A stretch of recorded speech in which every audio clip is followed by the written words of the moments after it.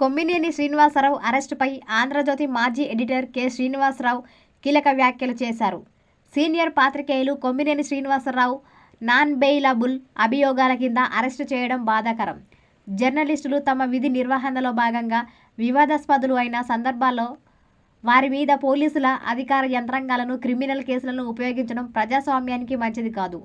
జర్నలిస్టుల అరెస్టులను సాధారణీకరించే క్రమం ఒక పద్ధతి ప్రకారం జరుగుతోంది. ఇది ప్రమాదకరం.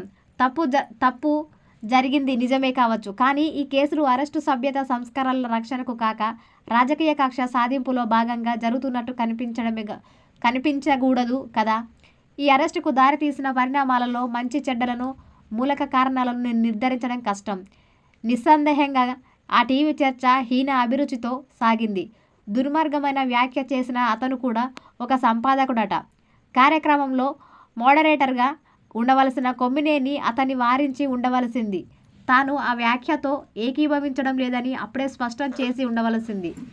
ఆ ఛానల్ తర్వాత అదే పని చేసి ఏకీభవించడం లేదని అప్పుడే స్పష్టం చేసి ఉండవలసింది. ఆ ఛానల్ తర్వాత అదే పని చేసి చేతులు దులుపుకుంది. మరి ఆయన ఎందుకు ఆ పని చేయలేకపోయారు? బాధ్యతాయుత ప్రవర్తన నుంచి ఎడంగా జరిగే సందర్భాలు పాత్రికేయులకు, ముఖ్యంగా సీనియర్ జర్నలిస్టులకు నేటి కాలంలో తరచూ వస్తున్నాయి.